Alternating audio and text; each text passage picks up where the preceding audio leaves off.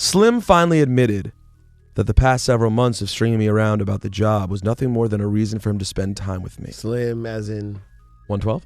Cash Money? Which one? Cash Money. Cash Money. Okay. Damn, I got my hopes up. Slim 112. Oh, that's the. Oh, I don't like R&B I thought there was guys. maybe going to be a 112 gangbang story. Like R&B No, guys. I don't like R&B guys.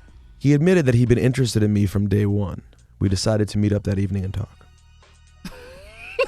The evening was filled with the deepest and most straightforward conversation we'd ever had together.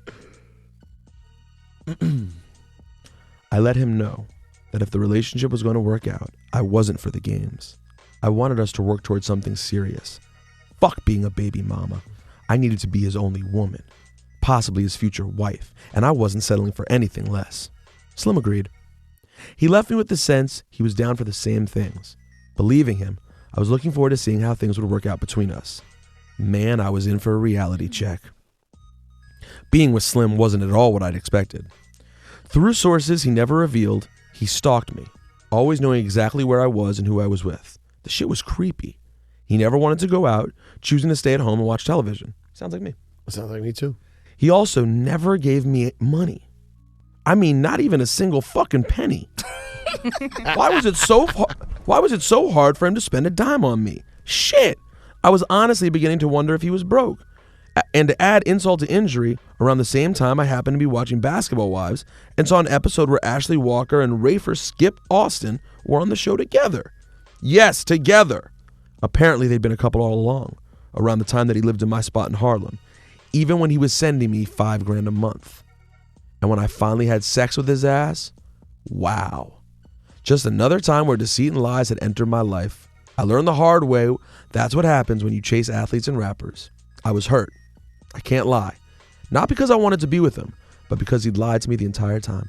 I'd heard of things like that happening to other women, but me? Winter? I took the hit on the chin and moved on. Well, you got me. It's the weekend. This is going to be my good weekend read. I can't front. I can't front. It does sound interesting. I'm not interested in this type of Good stuff job, at Rosenberg. all.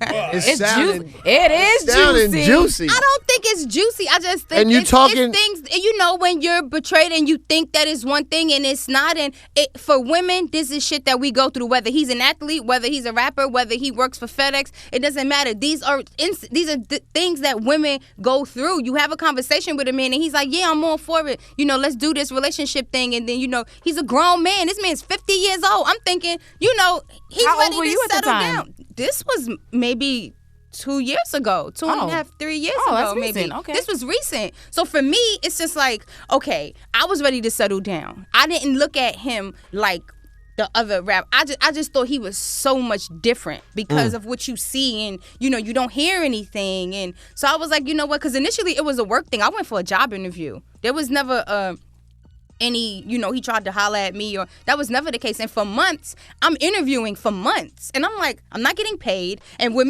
the not giving me money, it wasn't just about not giving me money because we were, you know, trying to work on a relationship.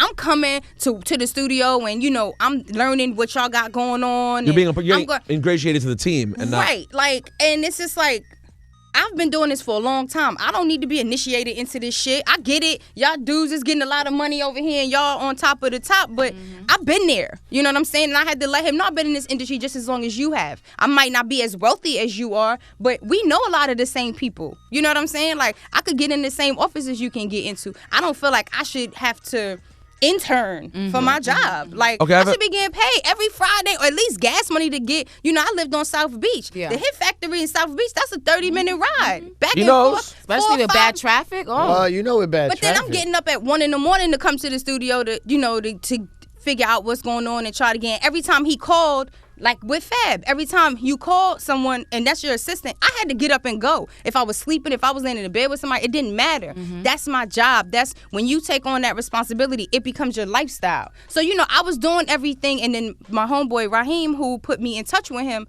was just like, you know, it's just gonna take time for him to trust and about the work stuff. Were you, So I mean, was but when he did try to kick it to you, were you even attracted to him in that way? I was attracted to him from the beginning. Okay. Just his mannerisms, his demeanor, just how he talked about things. I was just like, this is a grown-ass man. You know, he's not in the club. And at the time when I did the interview, you know, the first thing I ask is, do I have to juggle your women? I don't want that responsibility. I don't want to have to book flights for this one. And he was like, there is no women. I'm not like that. And for me, that was an attraction. Like, damn, dude is a grown ass man. Like, I respect that. I like juggle your women.